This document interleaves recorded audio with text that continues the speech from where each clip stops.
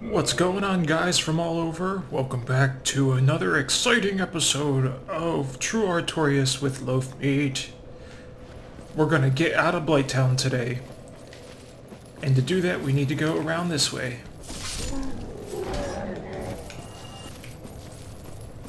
One thing I should mention is that I'm gonna be uploading a string of episodes, one after the other, kind of like bam, bam, bam, bam, for a good reason.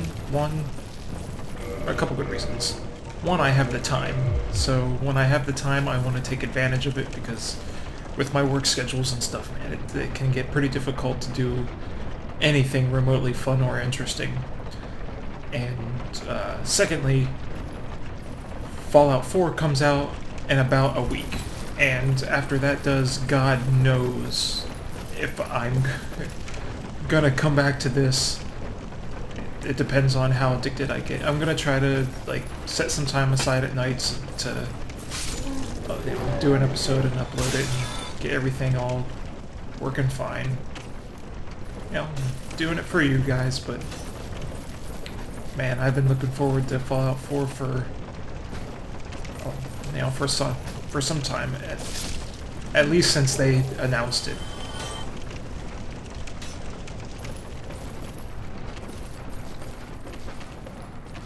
As you see, there's some more blow dart guys around here. I re-equipped my spider shield. I had the grass crest shield equipped. Yeah, you guys should take note of that. If for any other reason than the grass crest shield increases your stamina recovery.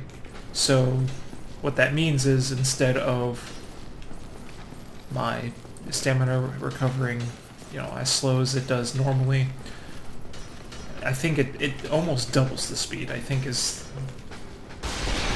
the amount that matters. So we just kind of sneak up on this guy. Getting up on that guy on that ledge is going to be pretty difficult. I don't have any range with me. Let me see if I have a bow I can use. If I remember correctly, in the first episode I bought a bow from the merchant. The longbow. Can I wield this? 18 dex. I can wield that. Hot diggity demons. Let's see if I can actually get this guy from here.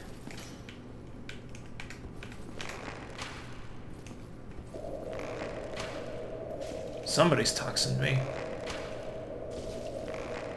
To kind of give you an idea of how fast toxin works on your body, my health is just depleting, so we're gonna have to do something about that. There we go. We're gonna pop a humanity to heal. And then now we need to find... There's the other blue guard guy. Okay.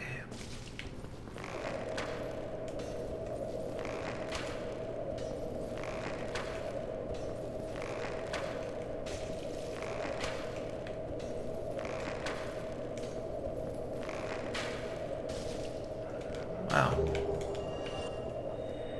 Pop another humanity to heal up before I cure the poison.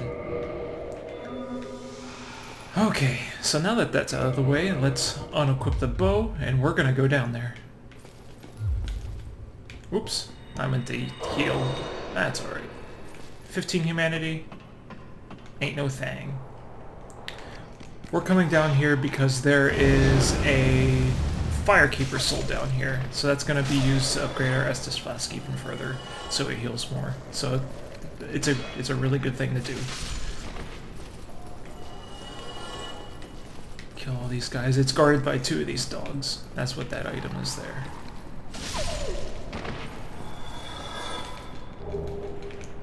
And voila. That's where you can get another Firekeeper soul. So keep that in mind when you're playing, because I think you can get, without killing any fire keepers at all, which I guess you could kill all of them, including Anastasia, which she gets killed if you don't stop Lautrec from killing her. I think without killing anyone you can get 4, and the max I think is 5. So it's always a good idea to, come around, make sure you grab them when you can. One thing that I didn't do in this playthrough that I usually do on my own is I get the Firekeeper's Soul from New Londo, which is right below Firelink Shrine. So I didn't this time because I didn't want to confuse you guys of what I'm doing, what's going on, things like that. I'm trying to follow sort of a strict progression where if you were playing this game normally, this is pretty much what you would do.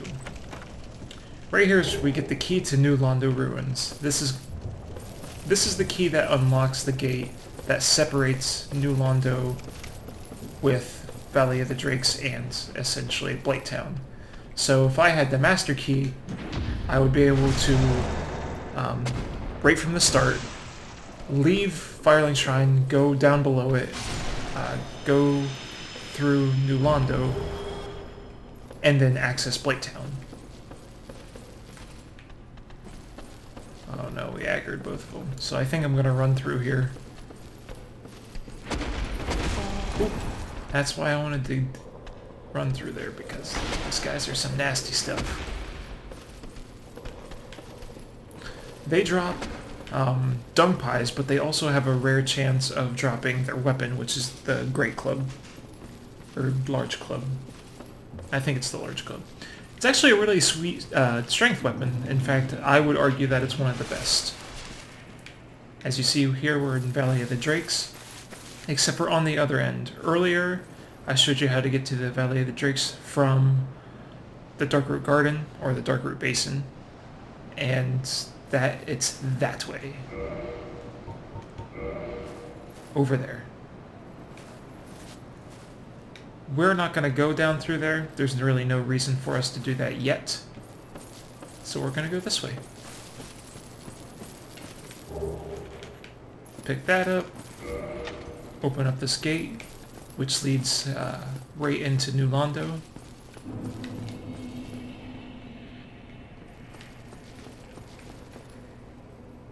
You can see this guy here. Draw me like one of your French schools. So sexy. Just enjoying the view, I suppose. Oh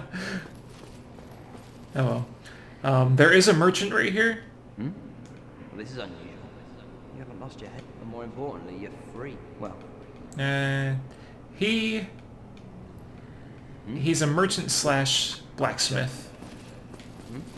What's that? But he specializes in magic weapons. So, let me see. Essentially, there's a magic ember you can find and bring it to him, and he'll allow you to ascend your weapons on a magic path. What I'm doing now is I'm looking for transient curses. I think I can pick some up down here. I'm going to pick up the Firekeeper Soul while I'm here, and transient curses allows me to deal with the ghosts that are down here. So pay close attention, because without them, these ghosts are literally invincible. You can't hit them. And the only two ways to actually get to hit them is either have transient curses to put a small curse on you, or to become cursed by letting the basilisks curse you. Still not light enough for that. Gee willikers. So we're going to use this. We need to kill some ghosts, because they're guarding a Firekeeper Soul. Ooh, man. That is some spicy meatballs right there. Ah, yeah. So when you get down here, the Firekeeper Soul is going to be right over here. We can actually see it from here. But be careful. There's a couple things you need to know. One, this pathway is extremely narrow, and it's easy, very easy to fall off of. And two, there's an ambush. So I just go out just enough to activate the ambush, lure them back, and then take care of them. Easy peasy, not a problem.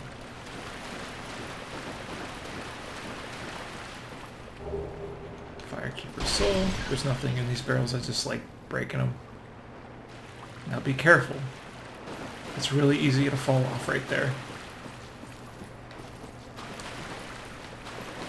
And while I'm here, there's an item here I'm just gonna grab. More transient curses.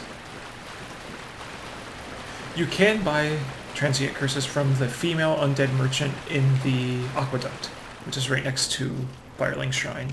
I showed you her, and she's linked to the shortcut that links Firelink Shrine to the depths. That undead praying right there has kind of spooked me.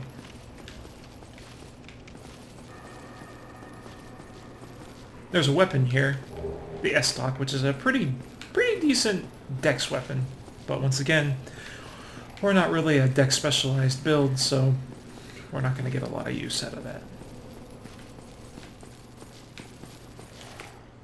I will drop here, down here, and grab that.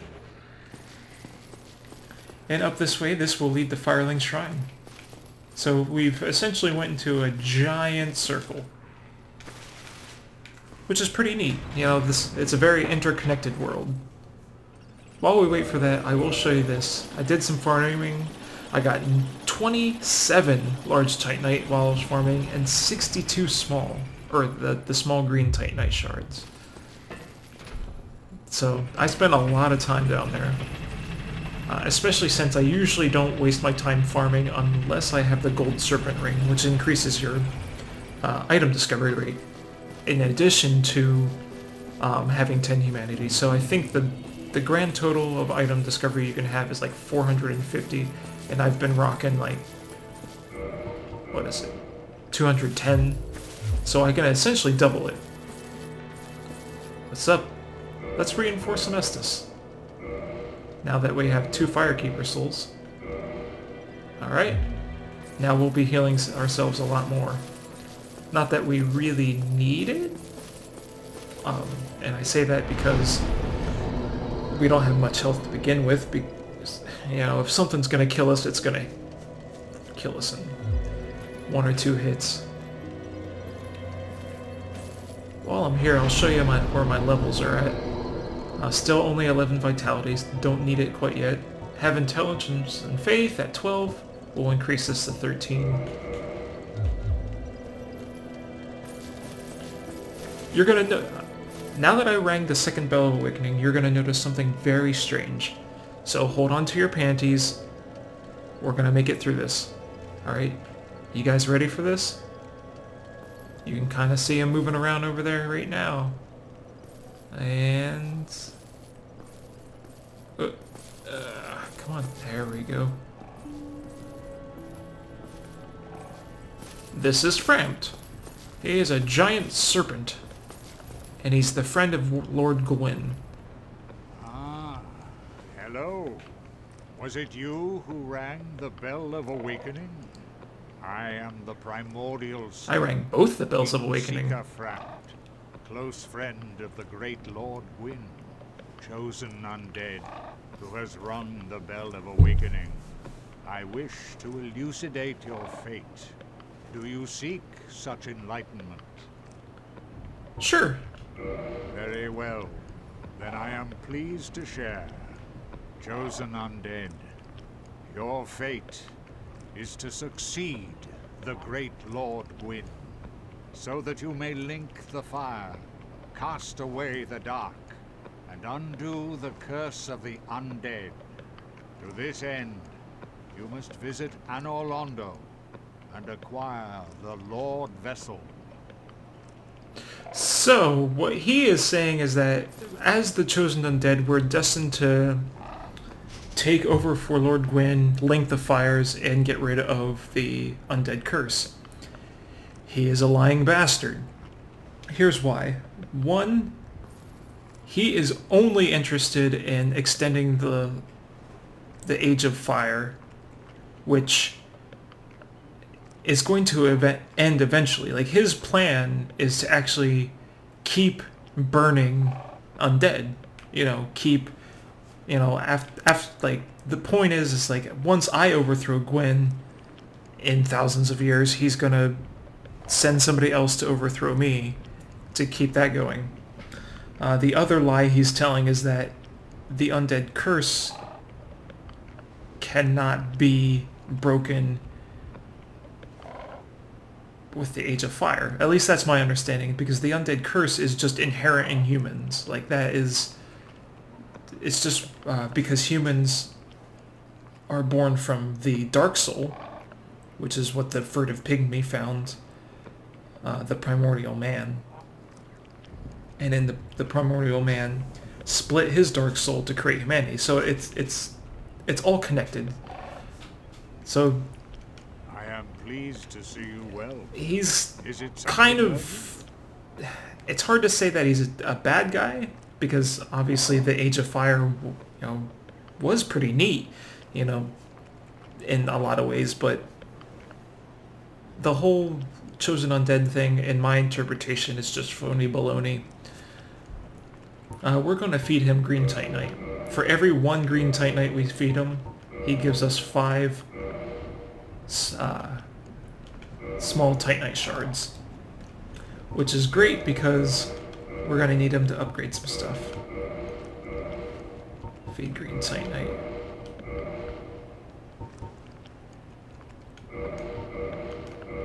And since I have 60-some green Titanite, I'm not going to miss him. I gotta be careful I'm not feeding him anything else.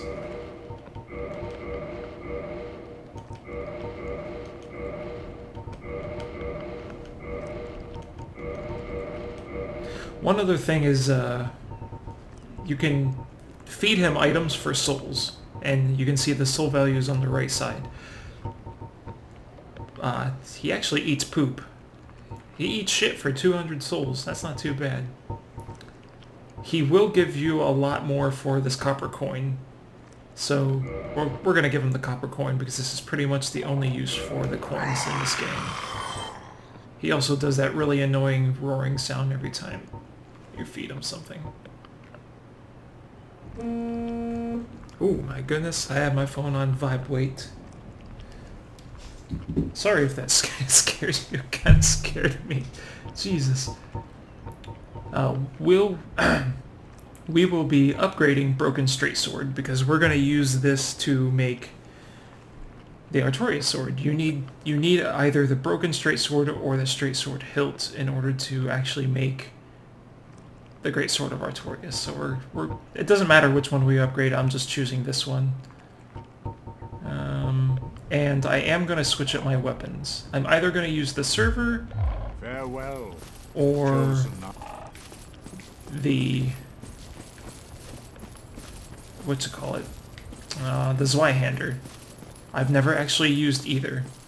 I know that the Zweihander is basically the bastard sword, but like twice as big and twice as slow. It's just, it's an enormous sword. We're gonna come down here to get the Zweihander.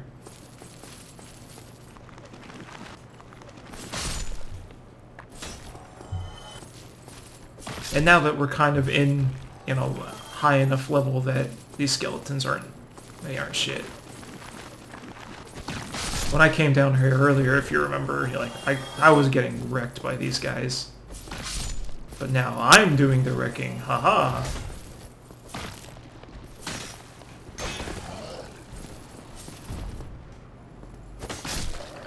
Take care of the big guy. And this is where you get the Zweihander. You can actually do a run down here and grab that and then get out without ever dying. Or, I mean, even if you do die, you can run down here and grab it and do a suicide run. Since I've never really used the Zweihander,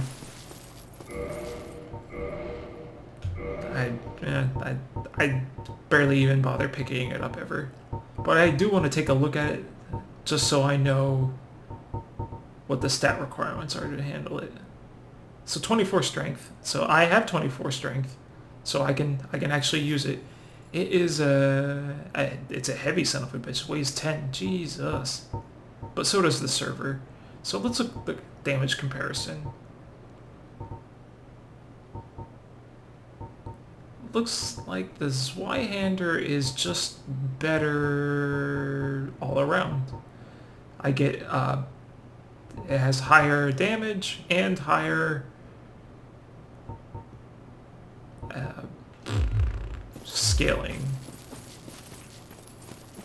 So I guess I'll be using the Zweihander.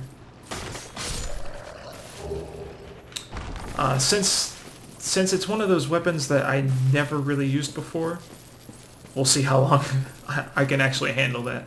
Like, because I don't actually know, like, if I can handle, using that over the halberd, since I'm so used to it. It'll be fun. It'll be a fun experiment. Ooh, he dropped something. Let's see what we got. Garbage. But Framped makes it good to pick up everything. Now, thanks to Framped, you can just give him all the shit that you don't want for souls. So he's telling us we need to get the Lord Vessel from Anor Londo, and the way to get there is through Sen's Fortress. So that's kind of the area of the game that we're going next. Now, Sen's Fortress is a big place. So, I'm probably going to keep this episode pretty short, because I'm going to need a lot of time to get through that area and explain what's going on in there. I just want to show you a couple things. I am going to be changing up some of my armor. I might even upgrade my crest shield so I can use that instead of the spider shield. At this point, I'm just going for fancy looking, aesthetically pleasing stuff. Anything that looks sexy. I think my getup now looks pretty good. I just don't like the gloves. I'll change that up, and I'll show you guys what I end up choosing and whatnot. Anyway, we made it through Blight Town. We met Framped, that lying serpent. We've done a lot of cool things. I'm gonna cut this episode short now, just keeping it real. We're gonna go into Sen's Fortress next, which is right ahead of us right there. I am Loafmeat. This is my true Artorias playthrough. If you like what you see, support, like, subscribe, comment, do your thing, keep it real. And I'll see you guys later. Bye-bye.